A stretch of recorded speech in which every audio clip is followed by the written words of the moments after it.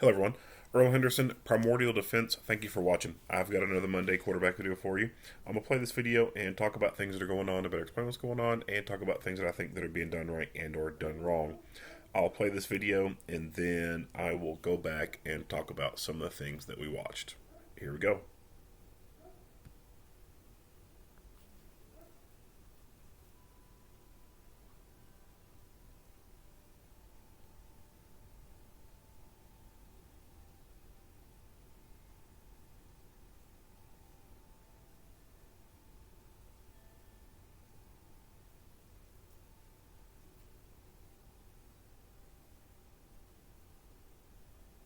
Our preliminary investigation has found that around 10:15 p.m., officers responded to an address in the 600 block of Charlie Avenue for the report of a domestic situation in which the caller stated his girlfriend's ex-boyfriend was attempting to break into her house on Charlie Avenue and that the suspect possibly had a gun.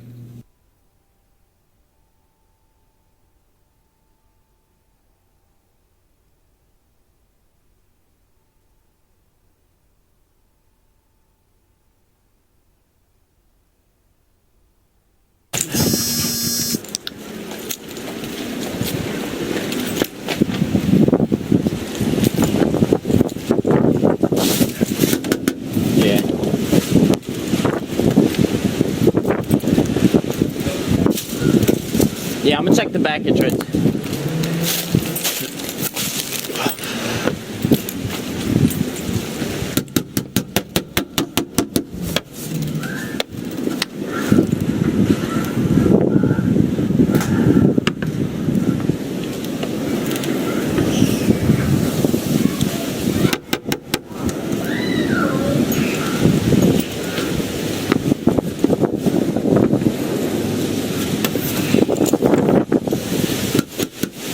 Hey, you got some...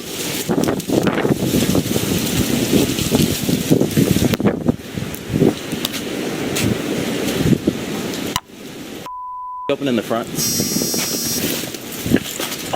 Yeah, I'm talking about front with the car that came in. This was on the west side of the house last seen. I don't see anything now.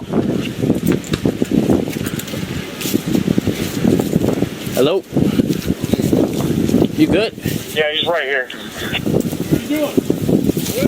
Watch out. Person Charlie, you there? Turn around. For what? Careful. Don't do it there! Stop! Stop! Channel BJLA. I'm shot! I'm shot! I'm shot! I'm shot!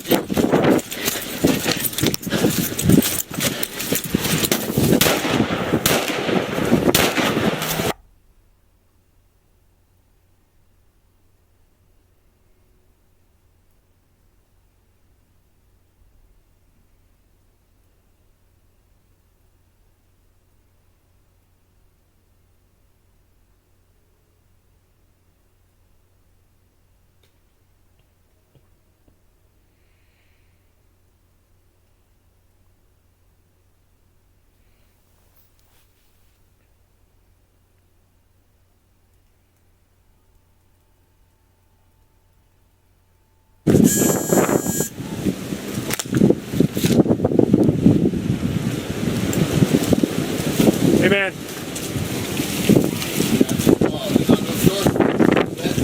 Yep, we got someone back there. Here, hold up.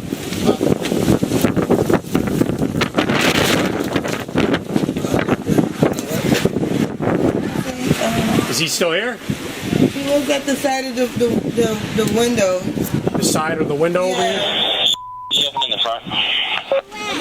Yeah, I'm talking to her up front with the car that came in. Guess he was on the west side of the house last seen. I don't see anything now.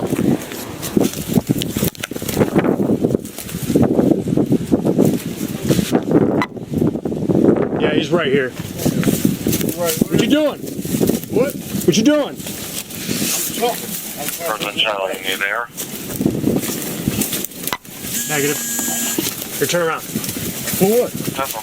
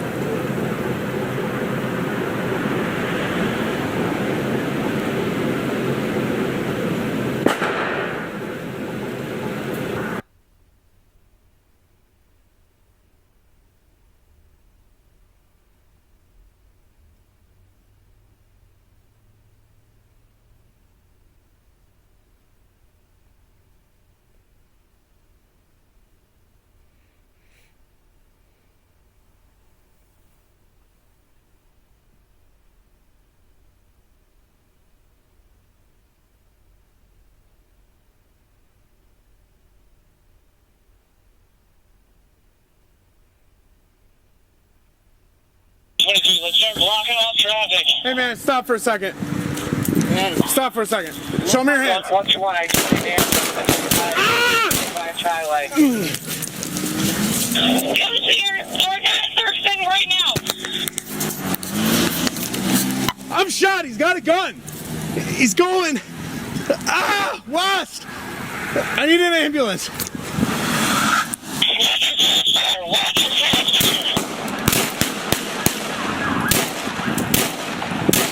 Give me the car! Give me the car! Suspect down. I'm holding at least. Help me! Someone get the suspect down right now. Fuck! Please slow it down. Slow it down. Hey.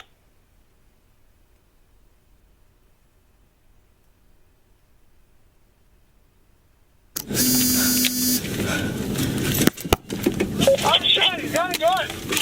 He's going. Wow. I didn't even do it. Get on the fucking ground! Get on the fucking ground!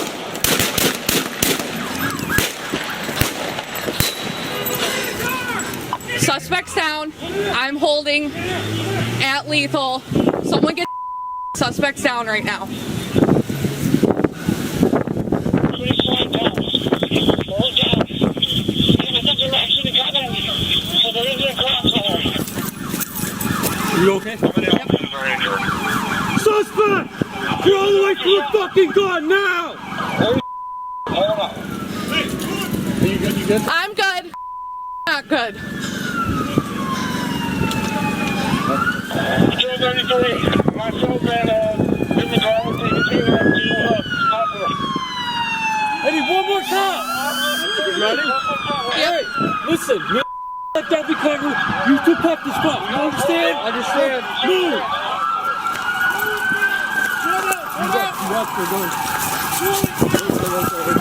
Slow down.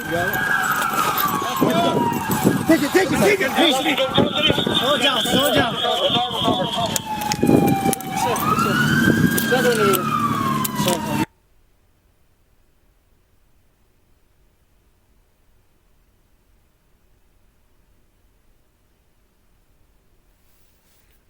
All right. So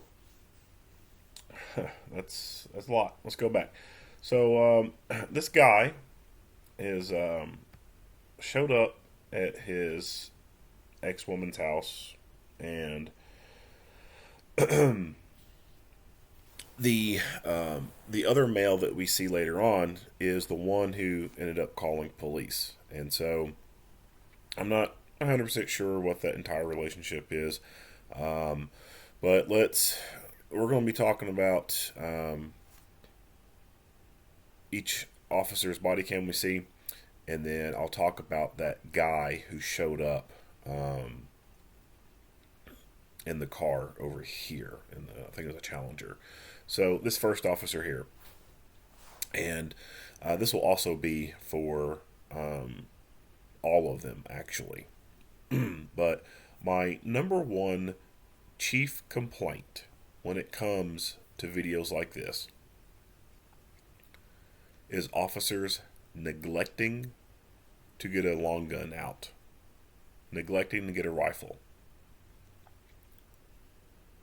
Now, with that being said, I don't know anything about this agency. It is New York, and I do believe that although this is not NYPD, I do know that NYPD just does not appear to have patrol rifles in the normal cars, and so I don't know if that sets a bit of a trend for the surrounding places, and if they kind of follow suit and do what the big NYPD does, and they also don't put rifles in their normal patrol cars. So I have no idea if this car even had a rifle in it, or any of these cars had rifles in them. If that is the case, that's a failure of leadership. Not just a failure from the chief of police standpoint, but also a failure of that municipality's elected mayor and city council or commissioner, or whatever they call the governing body. That's a failure on their part as well. If you've got police agencies out there who are riding around with no long guns whatsoever. That's a problem. That is a huge problem. Those are life-saving pieces of equipment that are needed to protect the citizens, to protect the critical infrastructure of this nation. It's neglect. It is wanton to send officers out there without the proper tools. It doesn't just endanger their lives, it endangers the lives of the community when the police are not properly equipped. So, like I said, I have no idea if there's a rifle in this or not, but if there was a rifle available, it should have been gotten out. They're going to a call involving what's going to be a domestic, because it's involving two people who've been in some kind of relationship, and that in of itself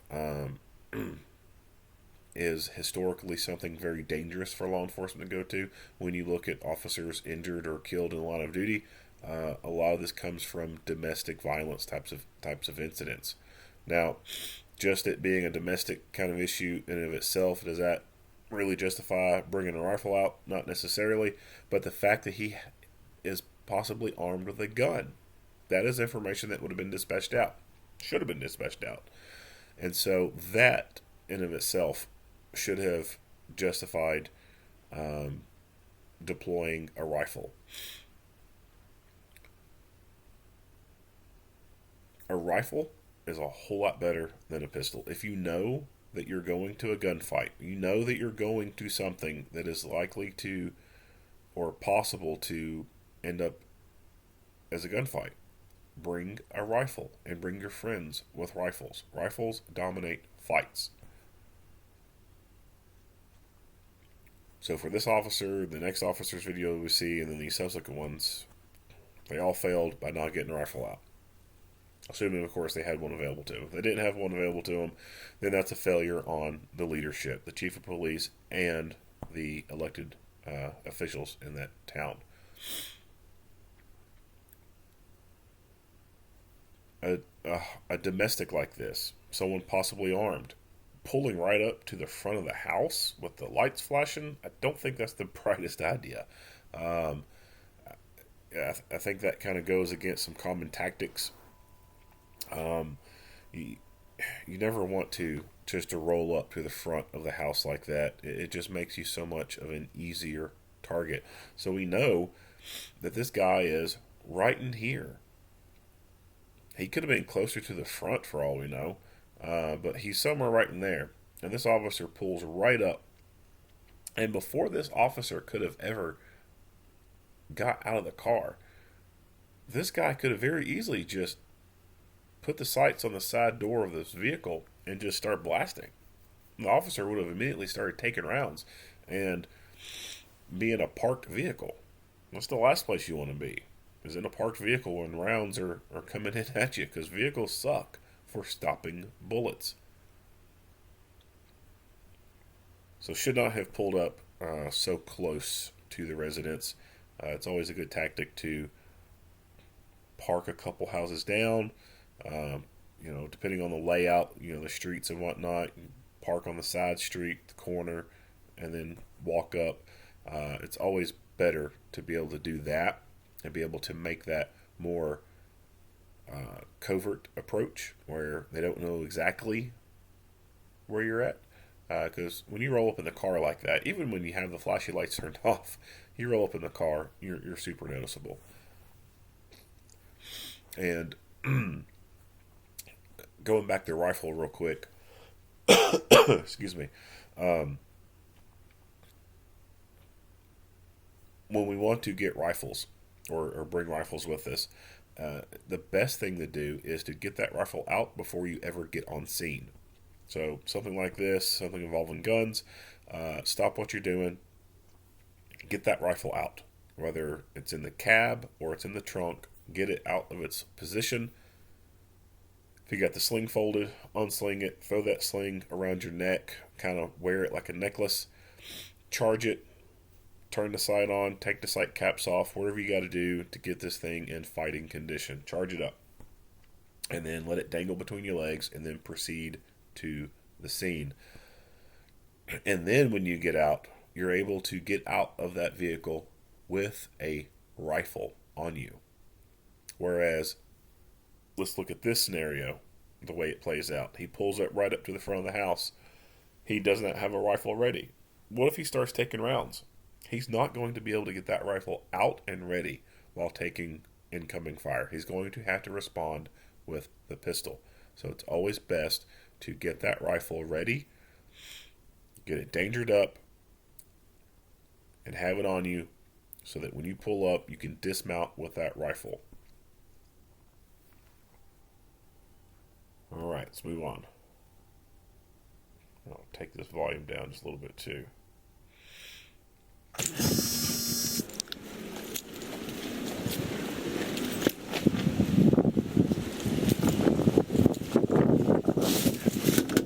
Yeah.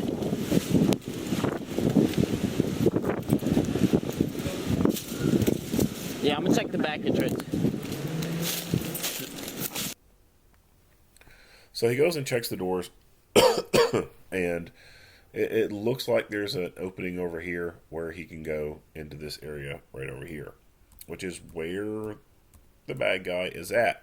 And so you can see the slats right here. It's possible that this dude that was back here could have seen this officer through the slats and could have possibly been able to aim his sights at him through the slat on this porch right here. So if the call came out, the dude's outside the window, check the outside first. Don't worry about knocking on these damn doors. Clear the exterior first. If he would have went over towards this away, he could have potentially gotten eyes on with this guy over here.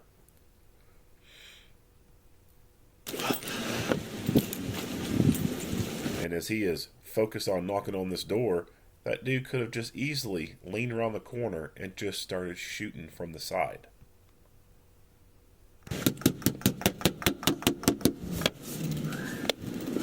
Alright, so not much there. Let's get forward some. Open in the front. The car that came in. This was on the west side of the house last seen. So this is the car the guy must have showed up I don't see in. anything now. Hello? You good? Yeah, he's right here. Watch out. Alright, so this guy, he is the one who ended up, I believe, calling the police.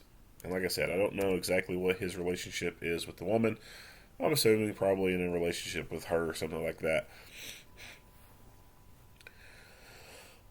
So now I'll talk about him and things you should not be doing when police are there and you as the armed citizen. So this guy is an armed citizen. And it wasn't, I don't think it was very clear from this video, but from another news article, when the shots ring out, this guy, he's armed, and he actually shoots at the bad guy. And the bad guy shoots at him and shoots, well, either the bad guy shoots him or this officer here ends up shooting him. Because what happens after the shots are fired and this officer runs across the street and he returns fire, he sees this guy shooting a gun into this direction towards where he knows an officer to be at. So either the bad guy shot him as he was shooting at the bad guy, or this officer shot him as he was shooting towards him and the bad guy.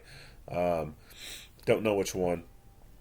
Even the news article was kind of unclear. But as an armed citizen, you've got a family member who is, or someone that you're in a relationship with, some crazy ex has showed up, and you called police, and you're on your way over there, and you get there and there's police there. You don't need to stay outside any longer. Because it looked like to me, when this officer first walked up, it seemed like he wasn't even really sure who this guy was. and then it seemed like he kind of put two and two together and figured out that this wasn't the dude, and the person they're looking for is back here. You're not in a uniform. No one's, even though you may have been the one to call police, no one really knows that you're the good guy. And just because there's these two officers on scene doesn't mean that there's going to be any more coming. There could be 5 total who end up on that scene. Just not all 5 show up at once. And so the other officer, when they got there, they made contact with this guy. So this officer knows he's good, but this officer here who walks up, it almost seemed like at first he wasn't really sure who this guy was. And what if he would have had his gun out at this moment? It's generally not a good idea to have your gun out around officers during calls for service like this. It kind of puts officers on edge. And that could have been extremely bad for him. But once police are on scene, there's no reason for you to be out there. You're not going to be helping anyway. The best thing that this guy could have done is after he had knocked on that door and that woman opened the door, he should have just went inside the house with her and then waited for one of the officers to come knock on the door again to complete this call, to give him some kind of closure about, hey, we got him, he's arrested, he's in the car, going to jail, whatever, blah, blah, blah, blah. There's no reason to be hanging out here. You're just adding more chaos to something that is already somewhat, I wouldn't say chaotic, but not exactly in order. So you're an extra person that additional responding officers have to get here, and they have to go through this whole process of looking at you, observing what you're doing, orientating you to what's going on, deciding on what they need to be doing with you and in relation to what else is going on. You're distracting people for some amount of time. And then when things happen, you're now someone that they have to be potentially worried about protecting. They now have to be concerned with your well-being, and then go through that process of watching over you and trying to get you to safety while trying to mitigate other factors.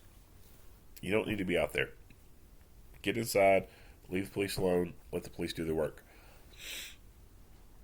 When shots are fired and you bring a gun out, again, just because you made contact with 1 or 2 officers and they kind of maybe know that you're the good guy and shots are being fired, it does not mean that that 3rd, 4th, 5th officer who gets there is going to know that you're the good guy. They're going to see some dude who's not wearing a uniform with a gun and is shooting and may end up shooting you. This could even happen to police on police. All right. So back in the 90s, and this story I'm about to tell you is the whole reason why here in Kentucky officers are given these bright neon green slap bracelets. The city officers and anyone that goes through DOCJT, they get these big bright neon green slap bracelets. They're like probably 2 to 3 inches wide, really just big bracelets. And they say police on it, and then the sheriffs, they have them, and they say, sheriff on them, right? And these all came about because of an incident back in the 1990s where a police officer shot another police officer because that officer was wearing plain clothes and they didn't know that they were an officer. So this incident, again, in the 90s in Louisville, Kentucky, I want to say it was something like probation and parole, or someone was looking for a guy, had a warrant out for his arrest, and patrol officers I want to say, are involved in trying to find this guy or make contact with this guy, and this guy takes off running, something to that effect. And they're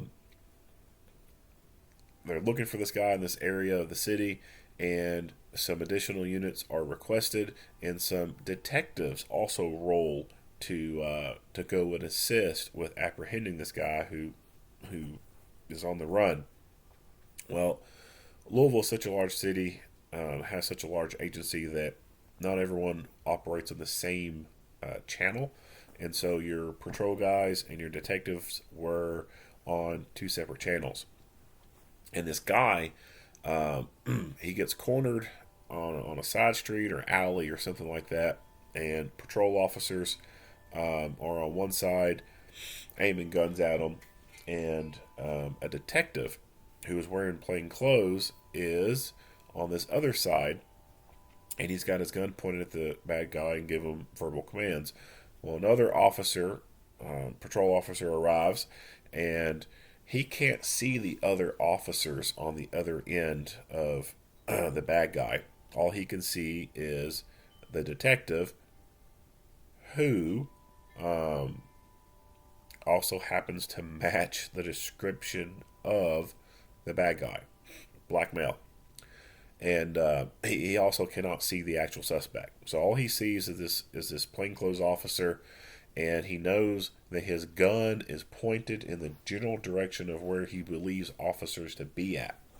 So this uniformed officer points his gun at the plainclothes officer, yells at him to drop the gun. Of course, he doesn't do it, and then starts shooting him. The plainclothes officer, of course, starts yelping and screaming, I'm a cop, stop shooting." And he survives, and lawsuit occurs. And then, long story short, this is where the slap bracelets come from. And so, if you ever see a police car here in Kentucky, and there's some bright neon green reflective looking rolled up thing on the gear selector, or maybe hanging on the spotlight, something like that, that's what that is. That's a slap bracelet, and that's the story behind the slap bracelet. So if you're not in a uniform, you're not readily identifiable to the good guys, or to the police, you're a potential target. So you don't need to be hanging around police when they're out doing their job, because you could be mistaken as a bad guy because you're not in uniform.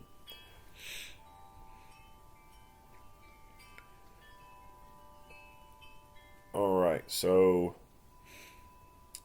the other officer is the one who makes the first contact with this guy. The window. The car that came in. Anything now?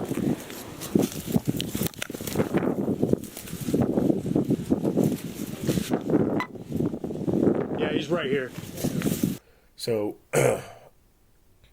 why in the world he decided to go into the lion's den, so to speak, with this guy, I have no idea. What he should have done was immediately draw his gun and get it ready for the fight, especially if you've responded to a call involving a person who's possibly armed. Your gun needs to be out. And so, aside from that, stay out of this confined area. Why the hell do you want to go into a confined space where your movement is severely limited? Call him out. Tell him to come to you. What you doing? What you doing? Person Charlie, you there? Negative. Here, turn around. For what? For what?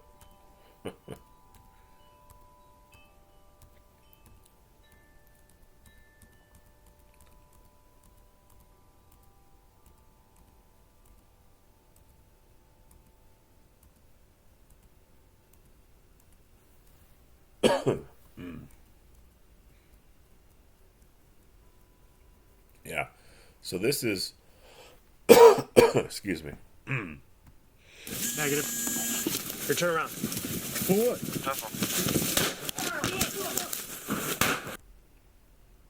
Here, turn around. For what?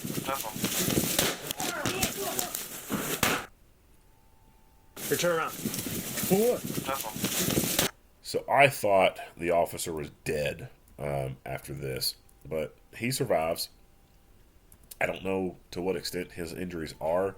It did mention that there was an officer with serious injuries. I would suspect that this is probably the one with serious injuries.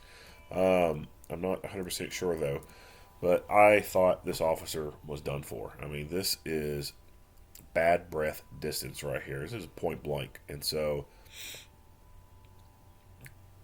when that shot goes off and you see the spin and fall, I thought he was done for. He is incredibly lucky to be alive. Incredibly lucky to be alive.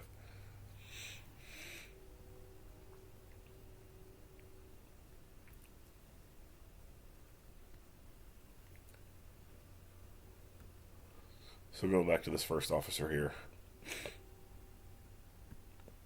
So contact happens.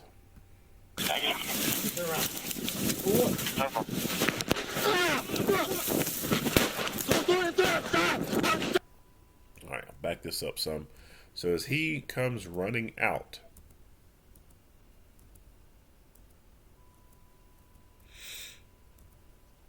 our 911 caller is up here towards the front of the porch. He's right there. So at some point, after shots are fired, this guy takes off running across the street. The 911 caller and the bad guy get into a gun battle with each other as well. Shots are being fired. Oops, went too far.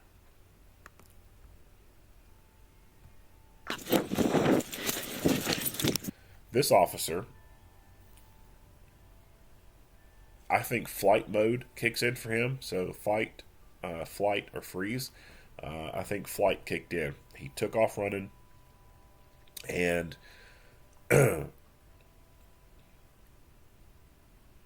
he went a pretty good distance. He passed up some things that he could have used as cover, which is why I think he was more in flight mode.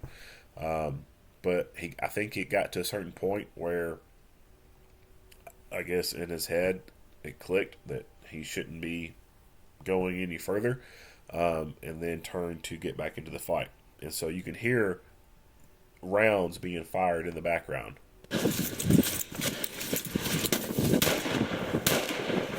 Now, we can't see very well in his footage what he can see, but according to that article, it sounded like what he could see was the 911 caller shooting in the direction where the officer was at, which could also mean that the bad guy was kind of in that direction too, and this officer is firing.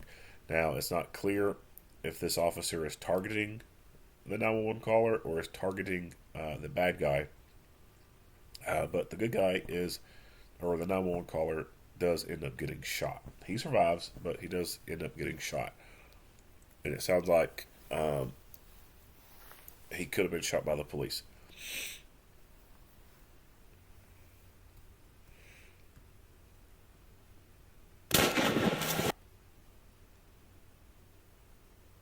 Alright, so skip this. Now we're going to go to this officer who rolls up on this dude. Stop for a second. So an officer has been shot at this point. Shots fired. It's no longer a possibility that the bad guy's armed. It is 100% confirmed the bad guy is armed. He just shot a cop. So for this officer to get out of his car on a person who's matching the description of a person who just killed a cop, and he not even have his gun out, which you can see when it plays, because you see his hand. Stop for a second. Show me your right hand. there. All right, you just saw his hand pop up.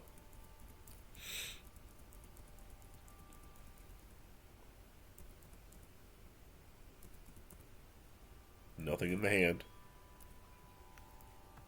For a second. Show me your hands. What you want? I just need Wham. And then dude does a quick draw and pops him.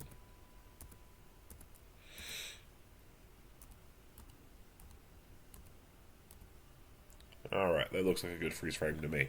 So, yeah, why would you roll up on someone who is matching the description of someone who just shot a cop and not even have your gun ready?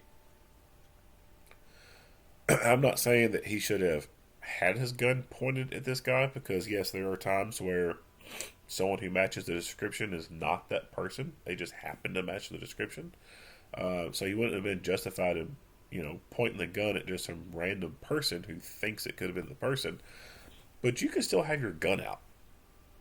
You can still have that gun at the low ready, at a high ready, as you're getting out to make contact with someone who you think has just been involved in a shooting with an officer. And why I recommend this, advocate this, is action versus reaction. Generally, the person who gets to initiate action is the one who wins. Action beats reaction. So there's a game that you can play where you and another person standing in front of each other, and you got your hands extended out to each other, and you got your palms facing each other, palm to palm, and your palms are facing the sky and facing their palms too. Your objective is to slide your hands out from under theirs and slap the top of their hands.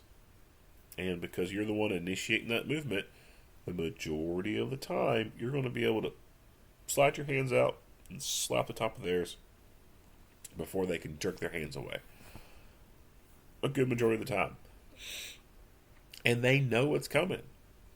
If you're the one who's having to move your hands out of the way, you know what's coming. And the majority of the time, the hands will get slapped. The Tueler drill, where a person can cross the distance of 21 feet with an edged weapon and get it on a person before they can draw their gun. This is also known or referred to as the 21-foot rule. But when we set that up in force on force, where you're using simunition guns and you put the student against the wall and you put the role player 21 feet away and they take off with a knife, they can cover the distance of 21 feet and get up on that student with that training knife the majority of the time before that student can get that gun out of the holster and put a good round on target. What should be a good incapacitating hit. And they know what's coming. They know what's about to happen. And they still cannot clear that gun out of that holster and get it on target in time most of the time. So when it comes to stuff like this, that's why it's important to be go ahead and drawing that gun. Because this was fast. This was super fast. And even with your gun drawn, you can still have someone initiate action like this and get a round off before you can.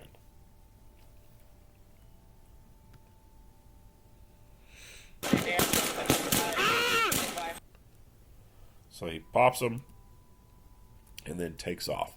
Now, it's hard to see exactly his path of travel after the officers hit. But you see him right here starting to take off. But then the blurriness of the camera and whatnot, we kind of lose track of him. We know he ends up over in here somewhere, but we just can't see him go that direction.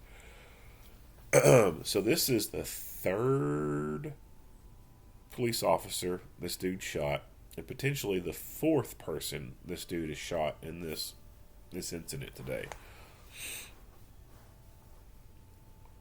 one bad guy versus 3 police officers. The bad guy presumably has no training.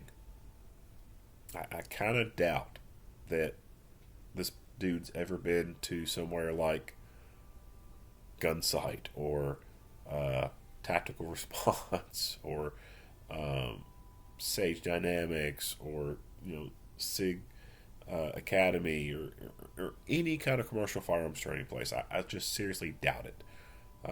If they've ever had anything, at most probably maybe a hunter safety course or a concealed carry course, maybe, but probably not if they're living that criminal lifestyle. So someone with basically no training shot 3 people who did have training. Bad guys get a vote. And when the bad guys get to make the first move, the luck is in their favor when it comes to their roll of the dice. Sometimes they just get a lucky roll. And this guy got 3 lucky rolls. When you look at police officers killed in line of duty against aggressors, that's unfortunately how it plays out. Officers were going up against untrained people. And so when some of these new officers are out and they're acting all high and mighty, big head on their shoulder, big Superman symbol, they really think, they really truly believe that what they learned at the academy makes them a badass. And it don't.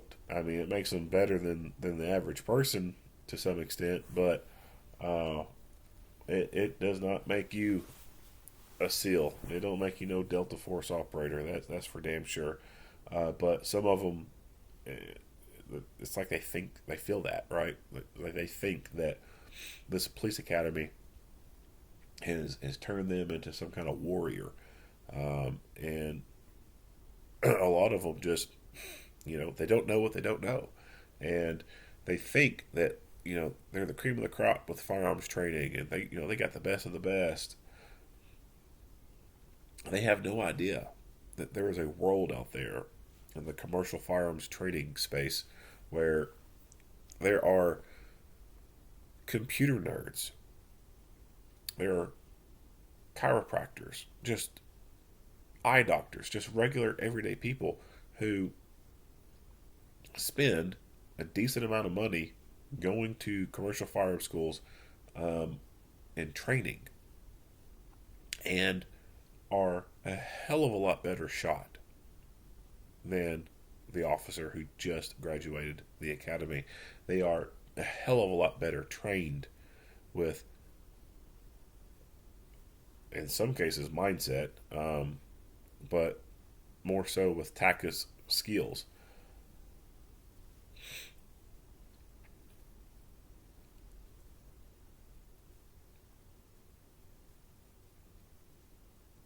So remember, there are trained police officers losing fights to untrained people.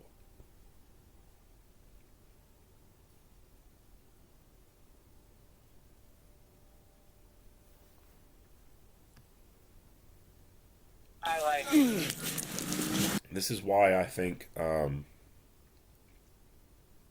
going above and beyond just the bare minimum is so important. There's more that can be done with the firearms stuff besides what's taught in the academy. The academy stuff, it's bare minimum. It's the bare minimum standard, and there are some people who almost barely pass. They just got one extra score above failing. Barely passed.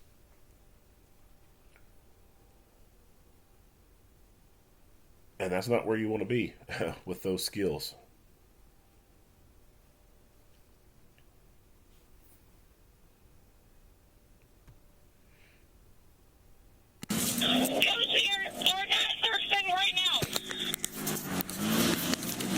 I'm shot. He's got a gun. He's going. West. I need an ambulance.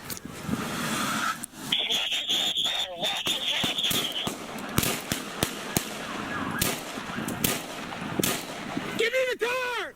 Give me the car! Suspect down. I'm holding at lethal. Help me! Someone get the suspect down right now. Fuck! Everybody slow down. So, this officer's been shot, I'm guessing in the arm, because he has to end up taking the pistol out of his dominant hand and putting it in his non-dominant hand. And then is wanting to get in the car and go to the hospital. So this is a pretty common thing that I see whenever an officer is injured. They just want to jump into a patrol car and hit the lights and go pedal to the metal. Just know that when you do this, you are providing no different care than what was offered back in the 1930s, 1940s, before modern ambulance stuff was coming about. And so when you're delivering that level of medical care, your survival rate goes down. You know, it was not up until the 1970s that ambulances were, what's the word I'm looking for? Standardized. And so, you know, up until that point, all across the nation, different places, things were done a little bit different. In a lot of places, the funeral home would act as the ambulance for the town or the county. And, you know, they had a vehicle that could accommodate a person laying down, right? So they would go to the scene of an accident and put a person in the back, and then they take off. They just pedal to the metal and get to the hospital really quick. Well, the person in the back didn't have anybody with them. And so then, you know, it progressed to someone being in the back there with them. And then you start to see actual ambulances coming about. And some of the very first ambulances looked like hearses, because the companies that were making hearses knew that what was being done, and so they just try to kind of transition that design over into an ambulance. So if you ever see like these old pictures of ambulances from, you know, like the 50s or so, they're hearses. They've just been made for the manufacturer to be an ambulance, but they're still based off the hearse design.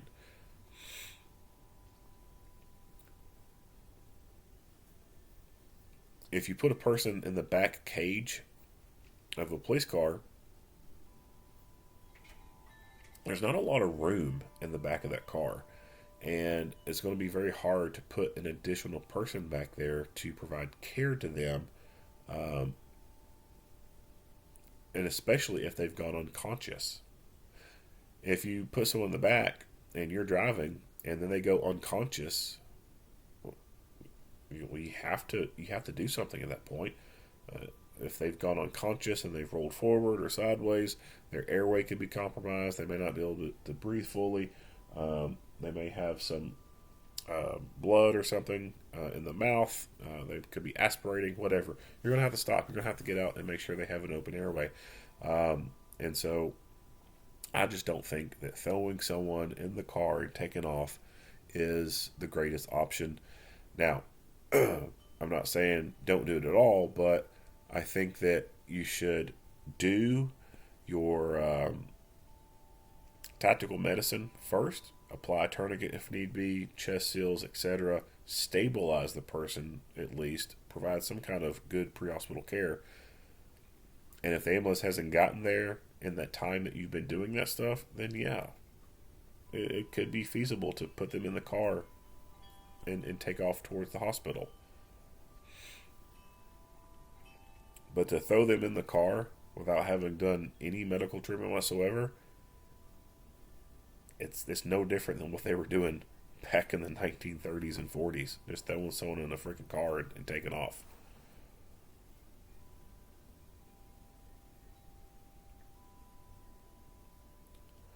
Alright, not much else to say about this video. If you like what you hear and see, go ahead and give me a like and a share. If you haven't already, hit the subscribe button and stay tuned for more Monday quarterback videos. Earl Henderson, Primordial Defense, thank you for watching.